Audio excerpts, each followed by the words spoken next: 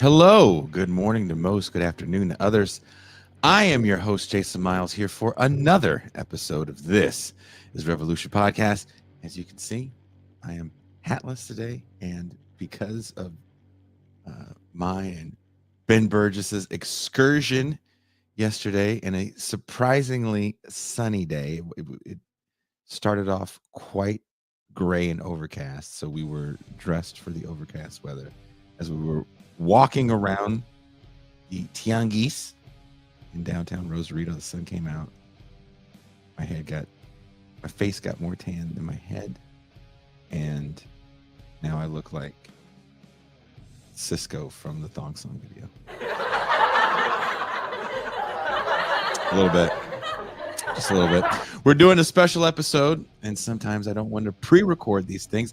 I just want to do it live so you guys can participate. While this is an early morning episode, I will be back up again tomorrow morning to do another early morning interview with British journalist and friend of show, Ralph Leonard. And then I'm going to do another show, regular time at 6. And then we're going to have a very fun movie night on Tuesday night in the Champagne Room. So if you dig this listener-supported programming we have here on TIR, think about becoming a patron for as little as $3 a month or $30 for the year. You can make sure TIR can continue this breakneck pace of shows. So another reason why I'm doing all these shows is because I'm going to my 26-year-old's college graduation.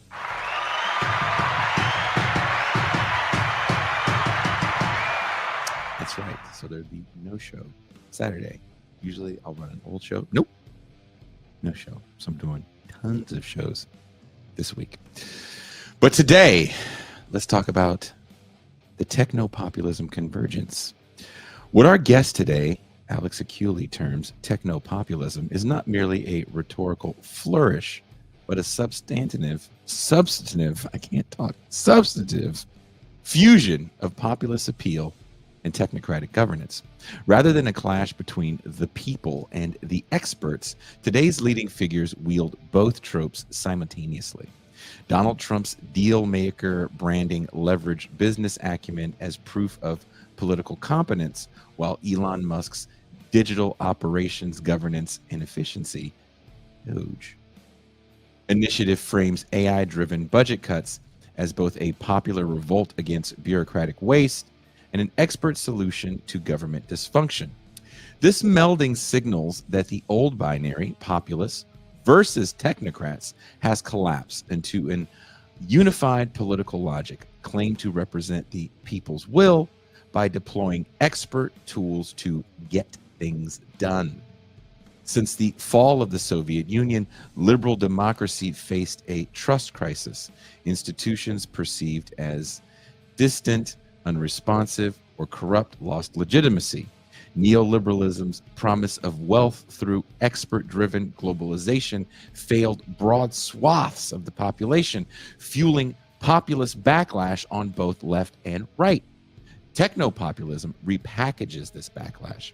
It assures citizens a revolt against elite technocrats while placing the levers of power in the hands of Silicon Valley engineers. The result is a hollowed-out democracy where charismatic leaders invoke direct mandates. I alone can fix it. But channel decisions through opaque technological mechanisms, further distancing citizens from meaningful participation. Technopopulism thrives on weak party structures and personal charisma. From Emmanuel Macron in France to Narendra Modi in India, and of course, Donald Trump here in the US. Leaders present themselves as above traditional left-right divides, promising to govern by facts and figures rather than ideology. Yet, as purported, post-partisanship masks a deeper convergence. Neoliberal globalists champion nationalist militarism, and national conservatives adopt technocratic policies. As both sides tout unity and efficiency, substantive debate over redistribution, democracy, and social justice fades. replaced by a consensus that expert solutions transcend class interests. Is this fascism for the modern era? Will the brown shirts be AI chatbots scanning our social media for the slightest inkling of dissenting opinions and send us into the digital shadow banned gulag? Let's bring in the main host of the Alpha Bunga Bunga podcast, friend of show and homie in real life, coming all the way live from a secret bunker somewhere in South America, Alex Hochuli.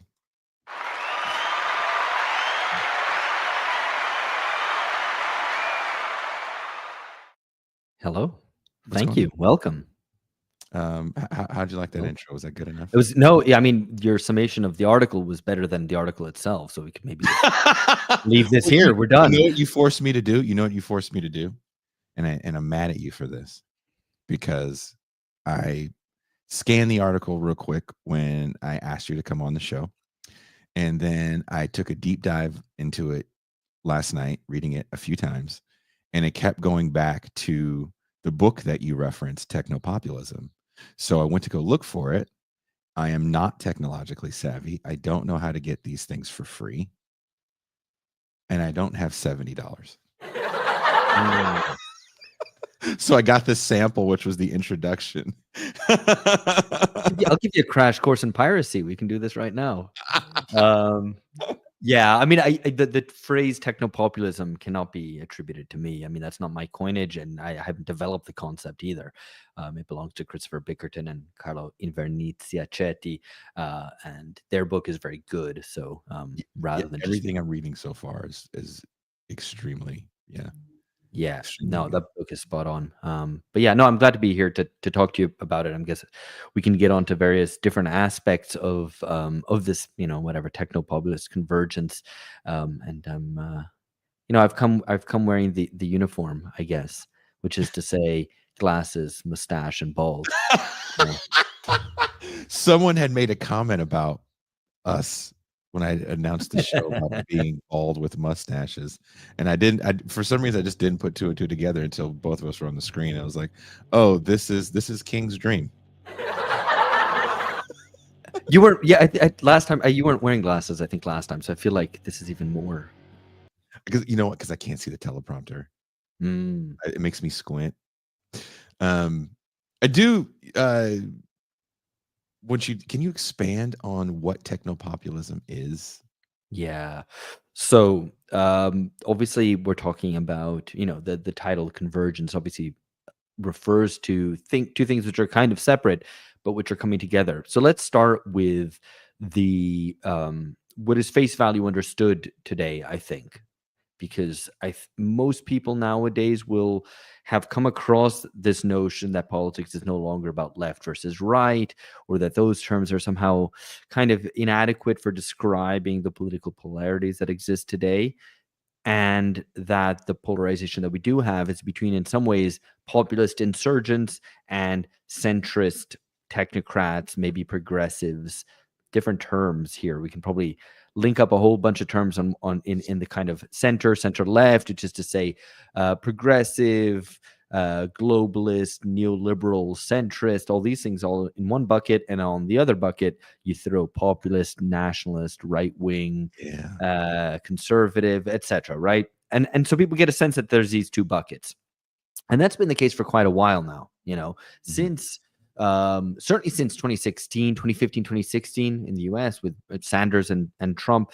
But really, especially if you look across Europe, this has been kind of the reality for a good while, certainly since the period following the 2008 financial crisis, right? Because that shakes up the whole order, and you get increasing populist insurgents, right? Different, and you even have precursors to that before that in the Netherlands. You have Pim Fortuyn, these figures who seem to break the mold a little bit of left and right. Pim Fortuyn was gay, socially liberal, but anti-migrant, right? So you get these things which kind of go, well, okay, that doesn't quite fit into the boxes and the kind of polarization that we've understood politics by for the last, 200 years maybe, but certainly, in the latter part of the 20th century. what we come to understand politics as.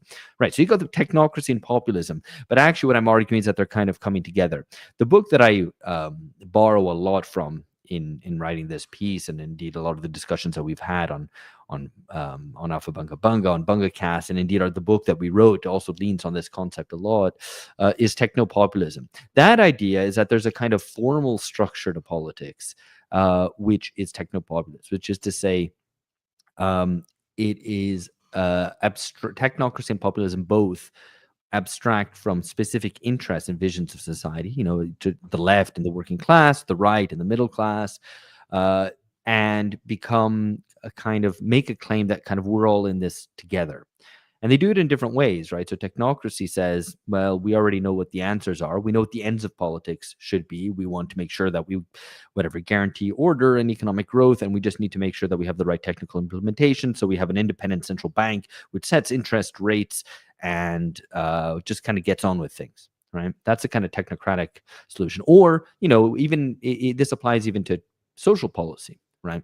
So we've read all the latest academic papers on how best to raise your child, and we're going to send social workers around to your house to make sure that you're parenting properly, because we have the right answer and the specific way of parenting, which science has told us how to do it. Right. So that's another implementation of technocracy. But the populist cell is done in a similar way insofar as it relies on a certain notion of kind of consensus. We're all in this together, except here it's we, the people, all of us are united against the elite, right? So there's no divisions within the people. There's no class interest specific to it other than opposition to the political caste and the state bureaucracy, right? And that also kind of suggests that, we're kind of that there's kind of just one answer, and they fuse together when the populist goes, I'm representing the people against the elite, and we're going to come in and get the job done because we have the popular will behind us, and we're going to get things done. Get which things done? In whose interest? For what? There's a lot of questions that come beyond after that, because getting things done suggests that you already, again, you know the answer, you know the ends of politics, and it's just a matter of means. Someone like Donald Trump says his means, he has the means because he is not going to care for old pieties of politics or old institutional ways of doing things or negotiations in Congress. He's just going to go and do deals. He has this, you made reference to it in your introduction, kind of business acumen. I know how to do a deal, and I'm just going to kind of have enough thrust to make things happen, right? So that's how they start to come together. And I guess one final element here, which is important to make reference to, is why has this come about? Well, it's because politics as a whole has become increasingly populist. Now, what does that mean? I don't mean to say populist as opposed to technocracy. In fact, populism and technocracy go together. Populism is like the necessary shadow of technocracy. Populism, in this sense, and I know in the US there's this legacy of populism coming from the 19th century populists, which understands it to be something like democratic, plebeian, bottom up, kind of quasi-socialist, except not exactly socialist, right? And maybe it's not socialist because it's a little bit more vague, or it has it presumes an alliance between farmers and workers and small business, for example, which is more broad than a social purely proletarian socialism, for example. But I have a problem with that understanding of populism, because that may be applied and was a kind of true description of the thing in the late 19th century, but not by the time we get to the late 20th century and into the 21st century. Populism, just to be clear, I think the way I use it, and I'm not, there's other people who use it as well, Anton Jaeger or whatever, who understand it as being, in one level, it's kind of pseudo-democratic, making this kind of claim about the people versus the elite.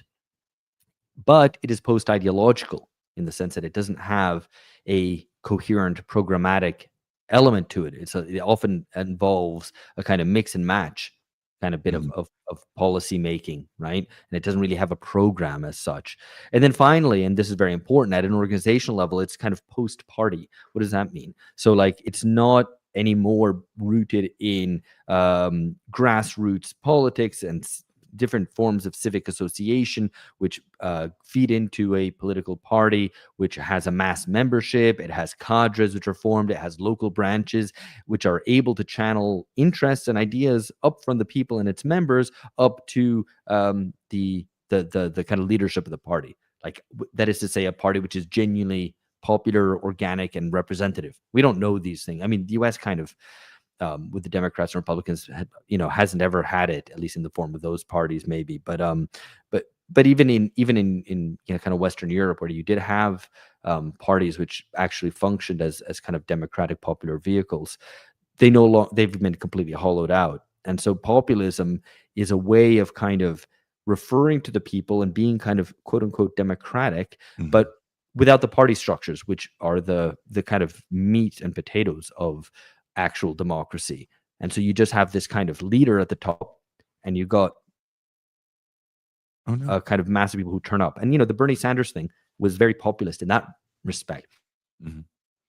Would you say that this is kind of the after effect of living in a moment of no mass politics? Turn up in a campaign for. You froze on me, and I was asking you a question. No. You froze for a second, and I missed what you said. But I wanted to ask you: do you think that this version of populism that you talk about, speaking of Anton Yeager, kind of comes out of this moment of a lack of mass politics? Yeah, I mean that is basically it. That people have gone home. To put it kind of figuratively, right? People are kind of, or what in the kind of more academically, it's called kind of civic privatism. Effectively, that you're not making demands on politics, on formal politics. You're not involved. You're not kind of a member of civic organizations of various sorts, and there's the kind of social version of that, which is bowling alone, right? That you're not a member of your local bowling club, but it also means that you're not a member of a political party or a trade union or something with a more obviously political slant and intervention. And that because society becomes atomized, politics is no longer formed of mass organizations. You have an excessive reliance on a leader to kind of represent the people directly, right? Yeah. So the people aren't representing themselves through political parties, but you just have this guy. So, Bernie Sanders is a perfect example of that. That movement where it was just like you have this hyper leader, that this is to use the term that Paolo Gerbato, an Italian sociologist, uses to describe this form of populism. You have this hyper leader who goes off and kind of is in and of themselves is able to or seeks to kind of represent the people, and the people appear in a campaign or maybe in protest, but in very ephemeral forms. They're not necessarily members of a political party. And the only kind of exception to that perhaps was the fact that DSA was beginning to form a kind of a membership as an organization, but that has also fallen apart. But in any case, the point is that politics as a whole is becoming more populist, and the establishment has increasingly adapted to that, and adapted to that kind of quote unquote insurrectionary energy, and sought to weld it to a more establishment politics. And what the result of that is technopopulism. And I guess we can get into the description of what that actually looks like. You live in Brazil. Would you say that technopopulism exists in your country? Or is Lula more of a complicated character? Because he is part of a party. He started a party. Oh, no, you broke up. Dude, the deep state is going after Alex today. Oh yeah, wow. I don't know what's going on, if that's you or me or somewhere between us. We're speaking truth to the power, as they say. Yeah. Yeah. The power's like, nope. So I had asked you about where you are in Brazil, and I mentioned Lula, like Lula versus Bolsonaro, for example. Would you say Bolsonaro is more of an example of technopopulism in action for that time? I mean, arguably both display informal characteristics and perhaps substantial ones, but certainly in like formal characteristics, technopopulist elements. There's the kind of Bolsonaro on the one hand seeks to maybe break with certain forms of policy making, even with democracy itself, but still kind of presumes a kind of technocratic management of things, like knowing the right answer. We need to make sure that we effectively do things to adapt and insert ourselves into the global economy, right? Not really seek to transform that relationship, but seek to kind of just be a small player and insert, even though Brazil's a country of 210 million, to just kind of make sure that you're in the right trading, that you're able to sell soy and import computers and which is a perpetuation of underdevelopment in doing that. And and Lula, by that same measure as well, doesn't really speak to Oh. um, Mhm. but to speak to kind of an unmediated sense of the people, while again also maintaining certain technocratic understandings of the right way. I'm not going to shake the boat too much. I need to make sure that things are implemented in the proper way. Mhm. How was the acceptance of this second time around for Lula? I mean, this Lula entered government with low expectations, right, and promising little.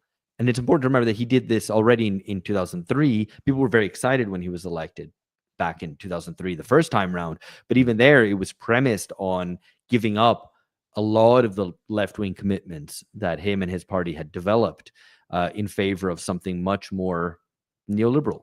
I mean, the neoliberal post-politics in Brazil took the form of Lula and the Workers' Party. And so maybe people abroad looked at that, and people indeed in Brazil thought this was like a genuine kind of left-wing thing, which was breaking the mold, but it was just Brazil's own way of adapting to the way of the world in the 2000s, which is to say neoliberal globalization. Is the backlash to that ultimately what happens with his demise? And I don't want to say demise because he's back in power, but I guess that hiccup in the Workers' Party power structure that happens after he steps out of office and then Dilma gets impeached. Do you open up the door for this technopopulism? Yeah, I mean, I think Lula was kind of probably technopopulist in the 2000s as well.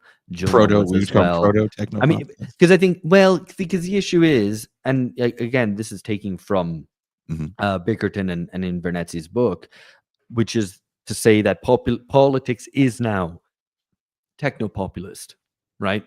Mhm. That there's very few examples of non-technopopulist politics today. That's kind of the form in which politics inserts itself. So, kind of asking, is this guy technopopulist, or is this guy a technopopulist, or is this one more technopopulist than the other?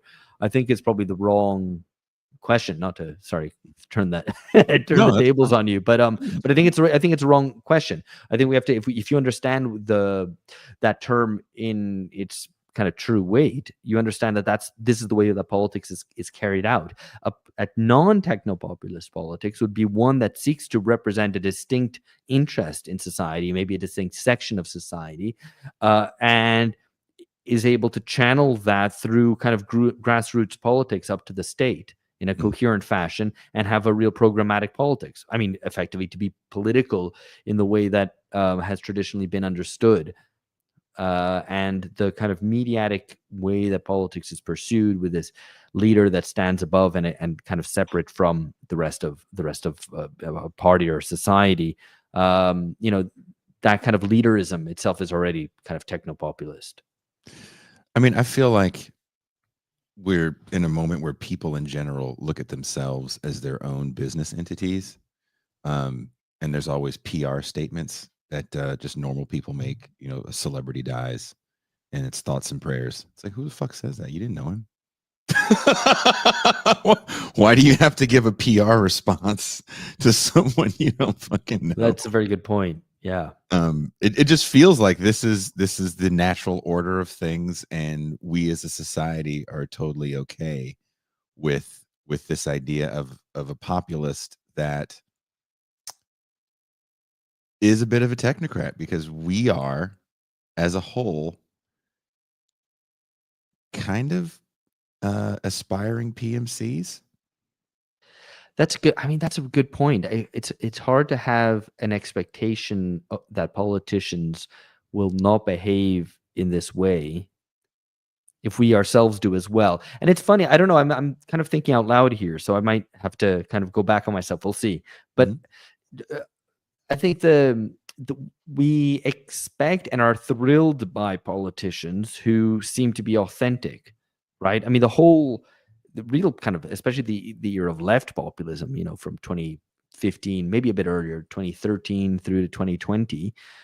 It's because like, wow, we loved Bernie Sanders, or we loved Jean-Luc Mélenchon in France, or you loved Bernie Corbyn in some ways because they were imperfect, right? They weren't shiny lab built politicians, but had all their kind of imperfections and seemed real and would speak out of turn, or be forthright and really declarative and not try to kind of smooth things over. Mhm. And Trump as well. The reason why people like Trump, I even like Trump insofar as like I find him funny, and Mhm. when he's right, he's right. Even it might be completely despite himself, but he sometimes lands certain points. You know what I mean? And that just might be a stop clock telling the right time twice a day. It doesn't matter. The point is that because he expresses himself kind of without reserve, that he's able to kind of land blows, right? And people like that. So I think there's a contradiction there, that we kind of want the authentic politician, but maybe that's a kind of on par with the desire for we want celebrities also to be real, or Do he's just like me, or Right. whatever. But what does that have to say? What does that say to our, how can I put this? I'm thinking out loud as well. I want to, I'm not going to, this is not one of my prepared questions that I have for you right now, because we're going a little, not only say off topic, but a little deeper into the psychoanalytics maybe of this idea of technopopulism. But I was watching a docu-series that Vice put out, I think last year, on some reality television shows, like the dark side of reality TV. And one of the things that has There's a fascinated, light side. well, yeah, It's all dark. It's all dark. It's grim. um, what I remember watching The Real World as a young teenager, because I think it comes out in like 1993 or 92 is the first Real World. And then the second one that was in San Francisco, or the third one, I actually knew a person on that show. Um, and one of the things that I always noticed as even a young person was it said writers and directors. And my first inclination is there's no director or writer of my real life. Hmm. You can't script my real life. It's just my life. So this thing that I'm watching is not real life. I'm just watching some sort of weird improvisational interpretation of real life, right? Um, and when I think about what you're saying about we always want the kind of Mr. Smith goes to Washington sort of politician that's going to tell it like it is and speak up for the little guy. What was fascinating to me about watching Donald Trump um, in 2016 was he's never been a regular guy. There's Yeah. nothing about him that is relatable whatsoever, right? He was friends with Vince McMahon, who's also a billionaire, and they're friends because they're billionaires and they had extremely rich fathers, and they, discussed how to make people accept monopoly, right? Like Vince McMahon has a monopoly over professional wrestling. No one ever talks about it, but that's how he got where he is. Uh, you know, taking over other small promotions because that was always his vision of what he wanted to do. Uh, Donald Trump gets to play around in pro wrestling, and I've done a whole docu series on the juxtaposition of Donald Trump, Bernie Sanders, in pro wrestling. Um, what is it about this that we just accept so much about wanting these politicians to just tell it like it is, to the point where our feelings trump facts? Well, I think it's premised on the expectation that the leader will resolve things for us. right? So whether you want the polished, I mean, I don't think people want it anymore, but there's an expectation, particularly maybe it's a very more of a 90s thing, but have a very polished, seamless politician.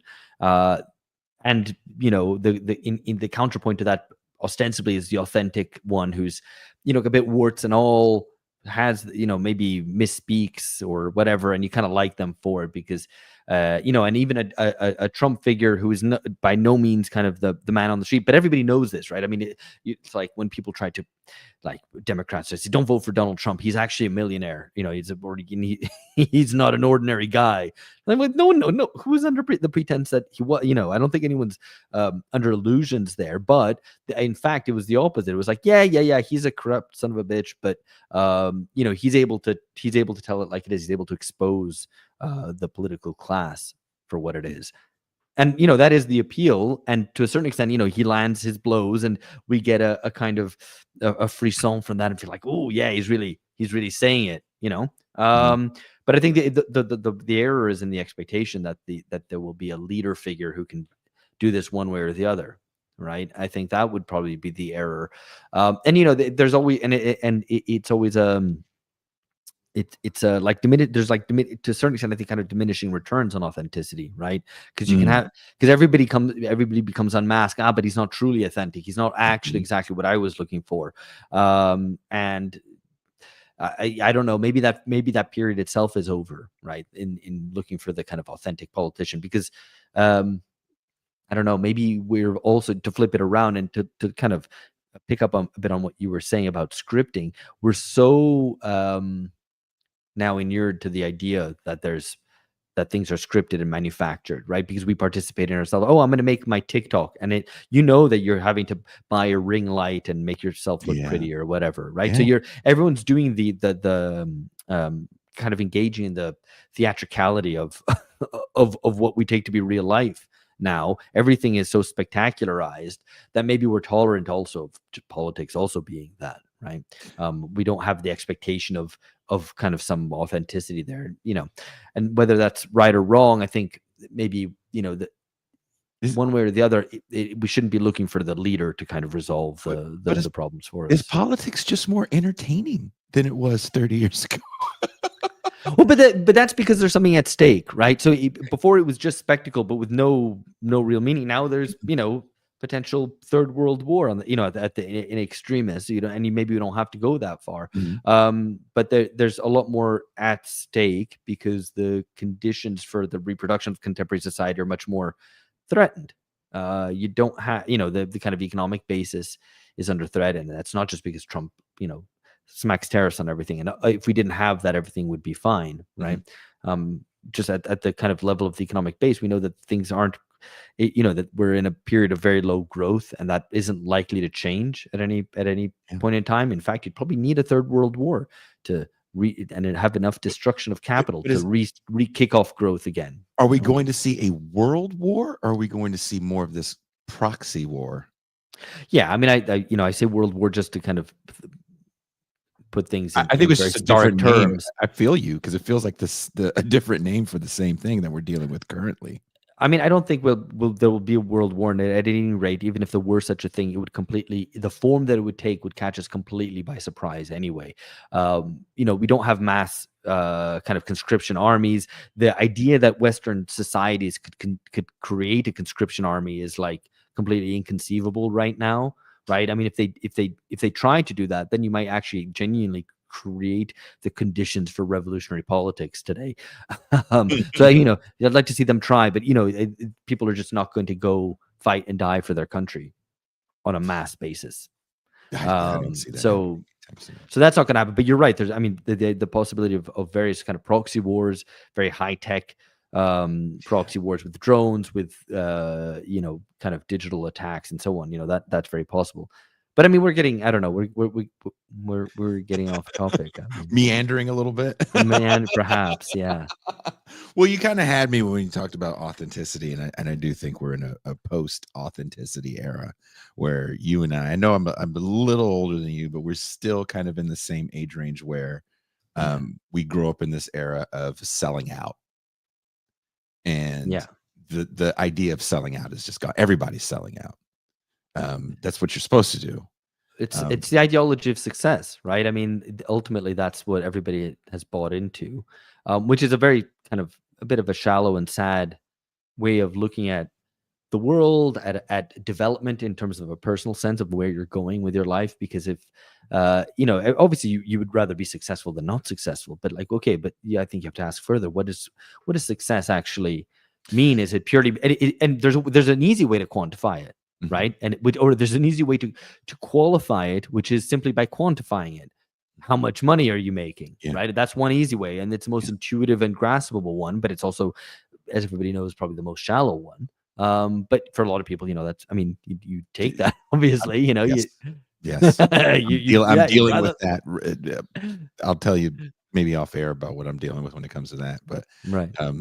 circling back to the reason why you took the time to talk to me, when Musk mobilized Doge to beat the establishment, he was peddling a crypto populist myth. Is that a new form of political legitimacy or just carnival style spectacle?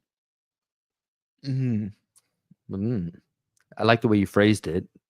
It does put me in a position where I'm kind of going both. Does it feel? It feels like it. Doge. Okay, this is my thing. Doge for me does feel like a carnival style spectacle, but now that genie is out of the bottle, and I think even if Trump loses, because he'll be 1,000,000 years old, and people really fucking hate him. Um, I think the Democrats don't get rid of Doge. I think they try to make it a nicer version, but they don't want to get rid of it. I mean, that's interesting. I think I mean, you'll have followed it closer than I have, like from the US, but I mean, that tendency anyway, right, is a kind of a perpetuation and deepening of neoliberal ways of doing government, which is to kind of cut away at things. Of course, as we know, the whole neoliberal period in government, I mean, since Reagan and Thatcher, has seen an increase in the size of the state, kind of as a proportion of GDP. State budgets have kind of increased.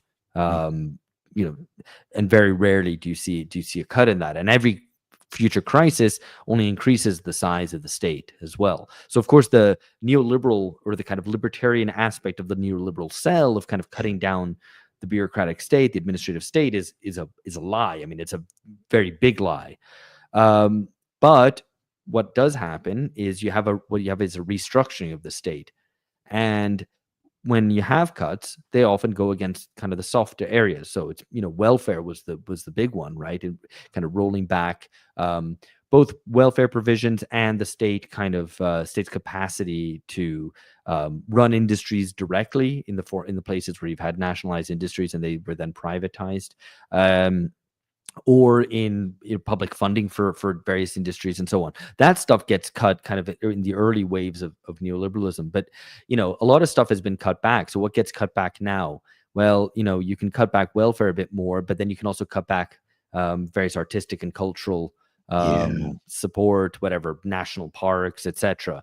And it's a soft stuff that gets cut. Now, what I'm interested in, and this is a question which I have almost kind of for myself, and I don't have an answer to, is whether those who identify themselves as on the left or progressive or radical or whatever it might be, itself, their terms which are kind of question begging. But anyway, I imagine most people who listen to this podcast, it's a podcast called This Is Revolution, would fall into this same camp, is whether there needs to be a kind of left wing proposal of what would be cut. Because, the state's not our friend. The state is ultimately serves to kind of reproduce this form of society, kind of interlinked with capital, and so it is not democratic. The state's not democratic. There are elections to office, but they're which themselves could be more democratic. But the state as a whole, as an apparatus, isn't democratic.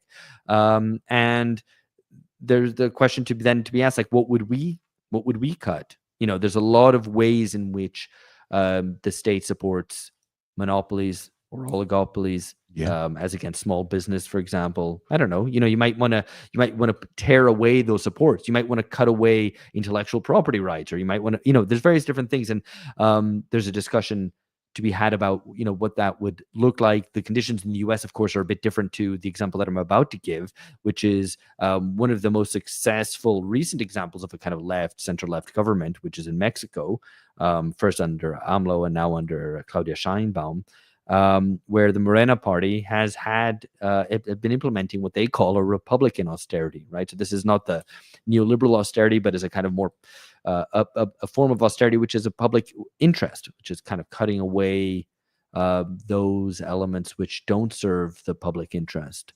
And there's a question there about whether the left would need an answer to that, an answer to DOGE, which would say, no, look, we're cutting away.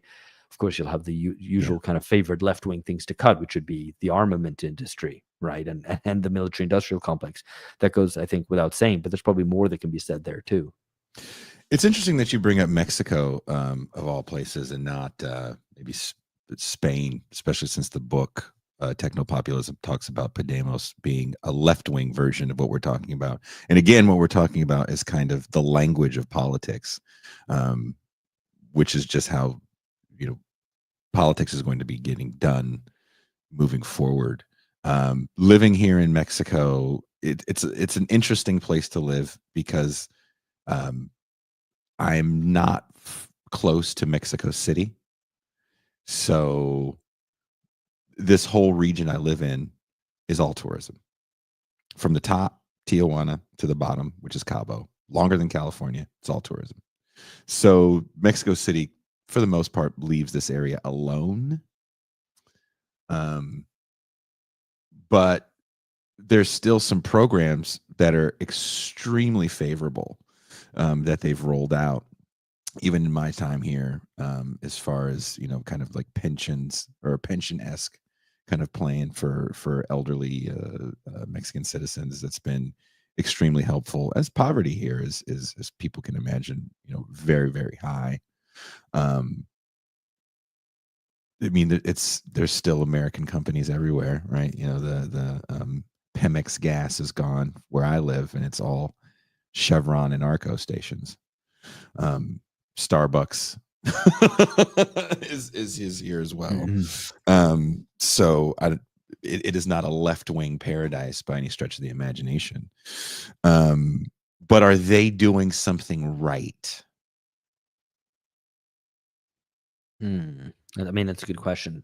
Is Mexico doing something right? I mean, the standard of living is improving for. Yeah, no, I mean, I think what's happening in Mexico is relatively similar to what's happening in Brazil in the 2000s, Okay. but under more challenging conditions, which is what maybe makes it interesting because because we had the comparison already, so let's go there. I mean, the Lula government of the 2000s and the Dilma one, which followed it, 1.5 terms that she served, were done at a time of very fast growth in Brazil, growth globally as well, before the global financial crisis. And when the global financial crisis hit, it didn't hit Brazil very much at all. And it continued to grow under the force of the commodities super cycle, this boom, and being able to sell beef and soy around the world, make a lot of money doing that. And they missed the opportunity. They screwed up their chance because there was such kind of easy win-win conditions that they didn't really seek any structural transformations to the economy at a time when they could have done. Mexico is operating under more difficult conditions, but has been relatively successful in kind of friendshoring, right, and kind of acting as an intermediary between China and the U.S., for example. So I don't know. I don't think I don't think like Mexico's this kind of amazing model to follow or something, or completely pioneering, but they're doing certain things right. They're raising the minimum wage, right? That's kind of consistently increasing. Yeah. So and they're winning elections doing it, and they're winning elections doing it by not being woke. No, okay. and So I'm being a little bit provocative in saying I agree that, but with you. it's No, people have to understand. Like look, Roger Lancaster's been on the show, wrote a whole book about. I can't remember the name. It's pink. So Zona Rosa in Mexico City, which is like the gay district. It's, I wouldn't say it's looked down upon, but whatever you see in the States and think that shit goes on here, it's like, I got some bad news for you, man. There's still like women's colleges, and not in that liberal way, but in that, no, you do women's work. That's for the ladies kind of stuff. Yeah, I mean, but I think there's a point there, which is that people's conditions for a kind of orderly life is so threatened. So and it has been under through this period of capitalism with the neoliberal era, which even that is probably the wrong term for it. But it's when we talk about late capitalism, whatever. But just effectively the fragmentation of so much of what people used to take for granted, and which provided a kind of, if not wealth, at least kind of a stable life course in terms of, you have a profession, you have a job, you do that for life, and you earn a salary in doing that. That was a reality in the US, less so in Mexico. But even so, Mexico had this kind of very corporatist system, which did provide a certain sense of order. If your life is kind of feeling like it's falling apart in so many different ways, a government which seeks to undertake a kind of cultural transformation from the top down, or what's experienced as kind of top down, that can be quite threatening. And you might be, for example, you might be gay, and you might welcome a certain liberalization, right? And that's good and should be supported. But someone else might perceive it, or certainly if it's pursued kind of in a top-down manner, might perceive it as being an attack on the family, which itself is the kind of one thing which seems to hold together, even though that's under threat as well. Yeah. So I think that's not an argument for a conservative politics. It is an argument, though, for taking very seriously people's sense of or sensitivity to dislocation, and to not. And if your politics, if you want to present a popular mass politics which seeks to improve people's lives, then I think that's something to always bear in mind. At the minimum. And they, look, the Morena Party is under constant attack from the right here, which, as one can imagine, is stronger than people think. Well, and it's been attacked also from been attacked from kind of the progressive, cultural progressive, yes, upper middle class, as well, for not being feminist enough, for not blah blah blah. Yeah, considering the president, which is funny. You argue that war, real or proxy, has become technopopulism's alibi. How are today's civilizational struggles different from the 20th century total wars? Big intake of breath there, because it's a big question. I mean, so the point about war, specifically, I'm thinking in a European context, although increasing geopolitical and geoeconomic rivalry also applies, with the US, with regard to China. But let's stick with Europe for a second. There, with kind of relative withdrawal, or the threatened withdrawal that Trump is undertaking, in withdrawing the American security umbrella, or at least renegotiating that security umbrella such that European countries pay more for their own security, which I think, whatever is fine and as it goes, is that they realize, well, we need to continue fighting this war in Ukraine, which, by the way, is insane. It's perpetuating just absolute carnage for no purpose, because it's a complete war of attrition, and the Ukrainian population as a whole is falling. The death rate vastly exceeds the birth rate there. You can't win a war of attrition like that. That the perpetuation of that is completely irrational. The only way that would work is if you, with a kind of degree of funding and commitment to Ukraine, which is completely itself politically impossible, to actually overturn Russia's gains made in 2022, and it would be at a human cost and at the risk of an escalation against Russia, which is also completely unconscionable. So it's insane, but European powers are going, well, we need to remilitarize, right? So one way or another, whether Ukraine comes to some sort of ceasefire and then a peace deal or not, European countries are having to remilitarize, and that means funding at the European level, at the EU level, which is, I make the point that this is kind of ironic, because this was, at least for those who believe in some form of European Union, and I'm not. because I think such a thing is, politically impossible. So, but if you the response to the euro crisis of 10 years ago, 10 to 12 years ago, would have been in part some creation of Central European debt and programs to economic programs to fight the crisis, particularly in Southern Europe. That wasn't done because the countries of the North, and particularly the interests in whom the European Monetary Union is built, which is to say, particularly like German exporters, didn't want that. Right? They need Southern Europe to remain poor, and that configuration meant politically that there wasn't the creation of European debt. Now they're able to do it because of the threat of war, right? And the United States, in different ways, in pursuing geopolitical rivalry, is breaking with kind of neoliberal globalism there as well, seeking to do some form of reindustrialization, reshoring, etc., which was carried out, threatened by Trump 1, carried out by Biden through the IRA, and kind of now perpetuated by Trump. Of course, these are all kind of half measures, which don't really go there.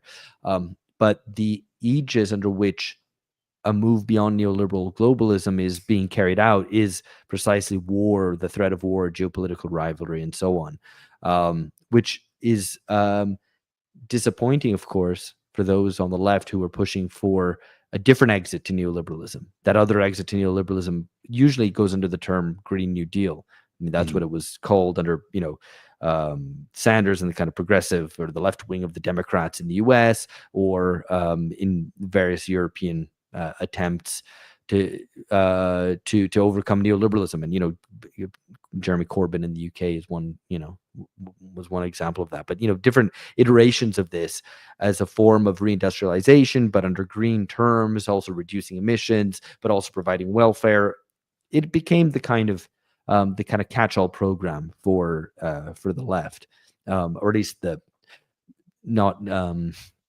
How to put this, like leaving aside the kind of woke progressivism, the cultural progressivism, the Green New Deal was the main thing. And so this, I kind of point out in the article that there's a kind of irony in this, in that the kind of fiscalization of the crisis in Europe, or the return of reshoring of industry and all these kind of things, which might have been part of a left-wing program, are being carried out by the right for the purposes of geopolitical conflict. First of all, I want to thank you for taking the time to talk to me today. I know you're a very busy person. I do want to ask you one final question that is going to be the question, right? The question du jour. Fascism historically married mythic nationalism with corporate state technocracy. Are we seeing a digital update of those same ingredients? In conditions which are so radically different to Yes. where fascism emerged in the 20s and 30s, that we shouldn't use that term. And we shouldn't use the term because it's incorrect, because fascism presumes mass politics. It presumes the threat of revolution. And those two things are completely absent today. We don't have mass politics. We don't have mass conscription armies. We don't have the experience of war, of the dislocations of the First World War and what came after. A lot of disgruntled veterans, for example. We don't have that. And we don't have the threat of revolution. So even if there were fascists, or we can find individual fascists or even tiny fascist organizations, they won't come to occupy the center of politics, because the bourgeoisie doesn't need fascists to crush the working class and its organizations, because those latter don't exist and haven't existed for 40 plus years, possibly indeed much longer than that. So it's wrong for those two reasons. And then 3, the reason why people use fascism is usually in an appeal to a kind of popular frontist politics, which is to say, to create an alliance between all the kind of center liberal bourgeois forces with the left in a big unity to fight fascists. And that leads to a scenario where the left once again forever delays and postpones the development of its own program, of its own politics, to answer the kind of crises of today in favor of kind of another heroic round of anti-fascism where we all get together and we fight off the bad guys without ever thinking about what the good actually is. Well, So is that what you feel that you dealt with in Brazil the second time around with Lula, where it was kind of we all have to get together to fight the fascists, which is Jair Bolsonaro? yeah, I mean, Bolsonaro's not a fascist, but or might be himself personally a fascist, Mhm. right? In other historical circumstances, he would certainly be a fascist. Yeah. But he isn't today because the conditions aren't right for that. It doesn't make sense. But he is an authoritarian demagogue who tried to mount a coup, was involved in, it seems, an assassination plot against Lula and the Supreme Court justice. And there was a very good argument for supporting Lula at the last election as a way of preserving democracy such as it is. But that's an argument to go vote for a guy. Voting is not that important. There's a lot. Politics is made up of a lot more than just voting. Amen. And to say, well, we're going to support him, when it's 3 months out from the election, and you go, well, we should vote for this guy. We should vote for Lula as a vote against Jair Bolsonaro. Fine, sure, but I don't think that's all of politics, right? And that doesn't mean also, for example, not criticizing Lula and the Workers' Party for their very severe deficiencies. Ooh, but he's not jailing anybody. Is he? Well, indeed. No. I haven't been there. Well, in years. there's a problem. Twitter was shut down for 6 weeks here because of a conflict between Elon Musk and X and the Alexandre de Moraes, who's the Supreme Court justice, who's a censor in chief and is an awful figure who should be challenged from all sides because he's anti-democratic and authoritarian. But that's this kind of thing which, if you do that quote unquote anti-fascism, well, this Supreme Court justice is locking people up, shutting down people's Twitter accounts and whatever, and you can go, yeah, let's all get together and fight. But then you're abandoning the cause of freedom itself and democracy to ally with this scion of the elite. So why should you do that? Well, his name is Alex. Derek Varn says Hochuli, and then sometimes I say Hochuli.